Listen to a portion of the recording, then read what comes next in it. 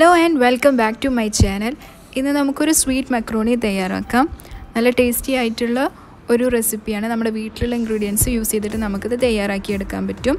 നിങ്ങൾ ആദ്യമായിട്ടാണ് എൻ്റെ ചാനൽ കാണുന്നതെങ്കിൽ സബ്സ്ക്രൈബ് ചെയ്യാൻ മറക്കരുത്. ഇനി ഇത് എങ്ങനെയാണ് പ്രിപ്പയർ ചെയ്യുന്നതെന്ന് നോക്കാം.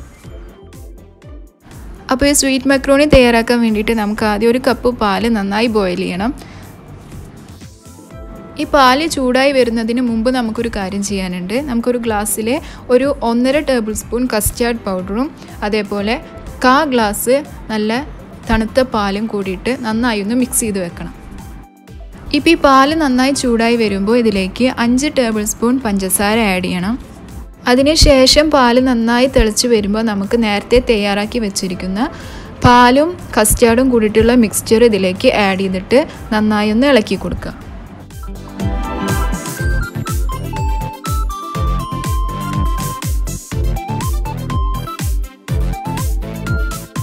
ഇനി ഇത് ചെറിയ തീയിലിട്ടിട്ട് നന്നായി ഒന്ന് കുറുക്കിയെടുക്കണം. അപ്പോൾ നന്നായി കുറുകി വരുമ്പോൾ നമുക്കതിലേക്ക് ഒരു ചെറിയ ടേബിൾ സ്പൂൺ വാനില എസൻസും കൂടിയിട്ട് ആഡ് ചെയ്തിട്ട് നന്നായി ഒന്ന് മിക്സ് ചെയ്തിട്ട് സ്റ്റവ് ഓഫ് ചെയ്യാം.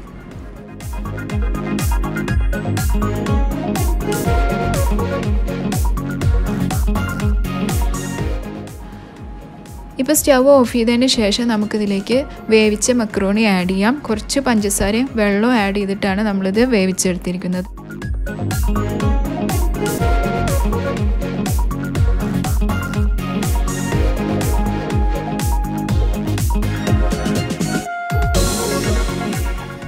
ഇനി നമുക്കിത് എല്ലാം കൂടി നന്നായി ഒന്ന് മിക്സ് ചെയ്തെടുക്കാം.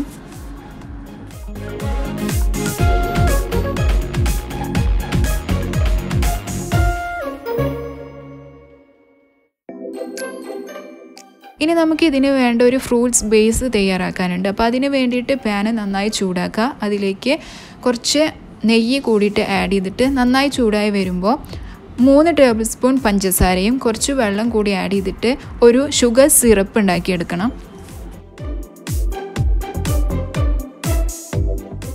ഇപ്പോൾ ഞാൻ ഇതിലേക്ക് ചെറിയ പീസസായി കട്ട് ചെയ്ത് വെച്ചിരിക്കുന്ന ആപ്പിളും അതേപോലെ കുറച്ച് ഡേറ്റ്സ് കൂടിയിട്ട് ആഡ് ചെയ്ത് കൊടുക്കുന്നുണ്ട്. ഇപ്പോൾ ഈ ഫ്രൂട്ട്സും അതേപോലെ ഷുഗർ സിറപ്പും നന്നായി മിക്സായി കിട്ടണം. ഈ ഷുഗർ സിറപ്പിൽ കിടന്ന് നന്നായി വെന്തുടയുന്ന ഫ്രൂട്ട്സ് എടുക്കാം കൂടുതൽ ടേസ്റ്റി. അപ്പോൾ അതിന് വേണ്ടിയിട്ട് നമുക്ക് വേണമെങ്കിൽ ബനാന യൂസ് ചെയ്യാം, മാംഗോ യൂസ് ചെയ്യാം, ഡേറ്റ്സ് ആയാലും കുഴപ്പമില്ല. അങ്ങനെയുള്ള ഫ്രൂട്ട്സ് എടുക്കാം കൂടുതൽ ടേസ്റ്റി.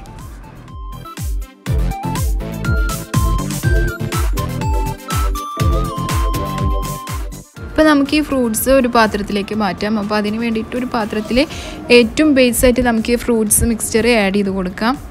അതിനുശേഷം ഇതിൻ്റെ മുകളിലായിട്ട് മക്രോണി കസ്റ്റാർഡ് ഒഴിച്ചു കൊടുക്കാം.